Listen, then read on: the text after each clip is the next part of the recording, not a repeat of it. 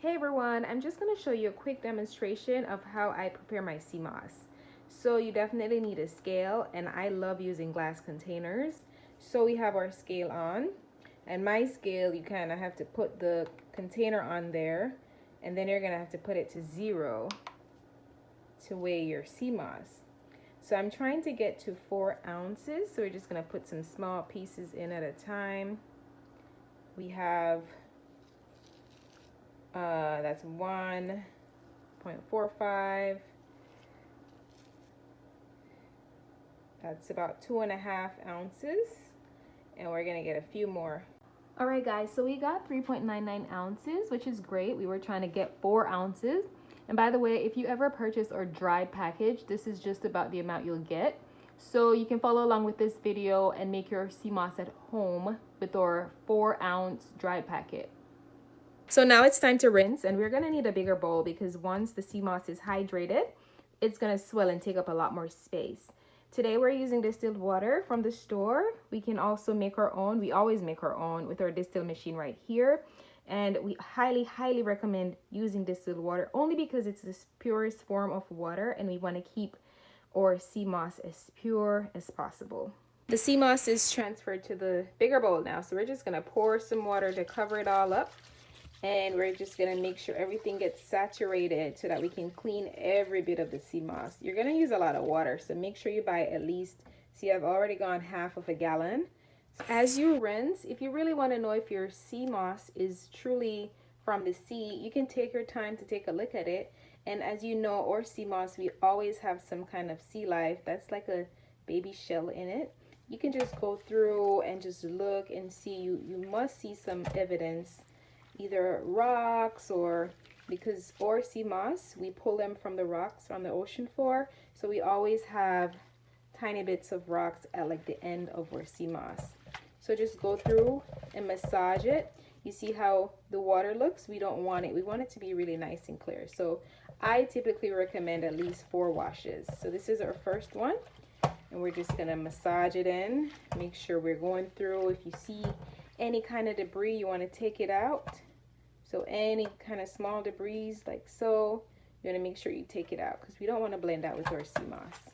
And here exactly is what I mean about small rocks. So if you hold the sea moss up, this is how the sea moss is attached to the rock in the ocean, and then the divers will just pull it up from the ocean. So it'll always have like a tiny bit of a rock because of from pulling it from the rocks. And of course, when they're in the ocean, this is why we want sea moss from the ocean, because it's important. The sea moss moves with the waves in the ocean. It's attached to the rock, and then the leaves of it just moves freely with the waves of the ocean. So all that energy, all that vibration, it's what really gives us the energy and all that goodness from the sea moss. This is just a quick tip on how I make it easier for me to clean the sea moss. So I'll have 2 containers, and this is where we're rinsing from. So what I'll do is typically just kind of go through each piece, and if that's kind of clean enough for me, then I'll transfer it just to get it out of the way and not mixed back in here. So I'll just take a piece at a time out. This is going to take time, but of course we want the best for our bodies, so it's okay to take your time and just go through your food and prepare it properly. So we go through piece by piece. See, there's another little shell, and then I'll just put the little shells and debris. See, all of that came out of it, we'll just put that to the side. This is our 4th wash, and if you can see, the water is nice and clean. This is what we want. If you go back, you can see the comparison, how dirty the water was to where it is now. This is what we want, nice and clear, clean water.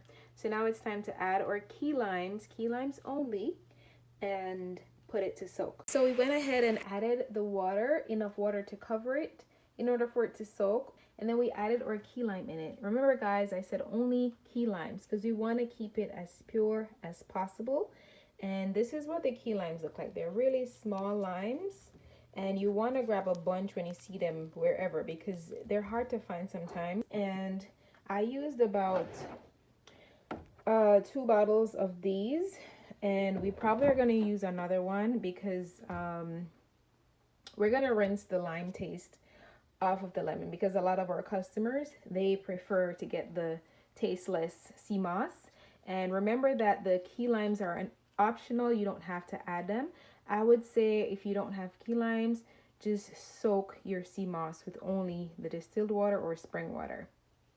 So this is after the sea moss has been soaked and I've rinsed the lime water off of it. So now we're getting ready to blend it. We've poured some water in it. Depending on the consistency you're looking for, you can use anywhere between a cup, 2 cups. You just have to test it and try what thickness you'd like. We generally do it very thick because we want to give more sea moss than water. A lot of other sellers, it's very watery. That's because they add a lot of water to it and it stretches out the sea moss. So you're not getting as much quality sea moss as possible. So now we're getting ready to blend it. So it's blending now, and it's always best to use a high-speed blender. We're using the Vitamix blender, which is great. So we're gonna blend it until it's very smooth. It should take about no longer than 5 minutes. And as you blend, you can always check to see if you're getting the consistency that you want. This looks very nice and smooth. There isn't any lumps or anything in there. So this is perfect for me. So now I'm getting ready to pour it into the containers. And typically that 4 ounce, because I don't add a lot of water, it gives me 2 of these 16-ounce containers and then a little bit more. So 2.5 containers. So I'm gonna pour so you can see.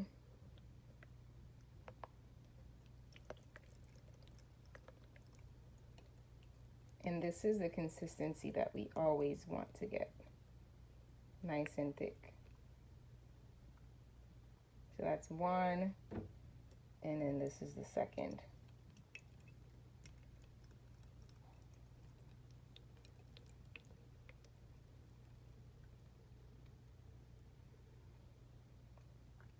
So like I said, there's always a half of a 16-ounce left. So we're gonna put that in a separate container. That's it, guys. I hope this video was very informative. I hope you learned a lot, especially for those who buy or dried sea moss and want a detailed way of preparing their sea moss. If you guys have any questions or concerns or comments, just drop them below or send us a quick DM. Remember to keep following us at Healed by Leaves and our website, healedbyleaves.com.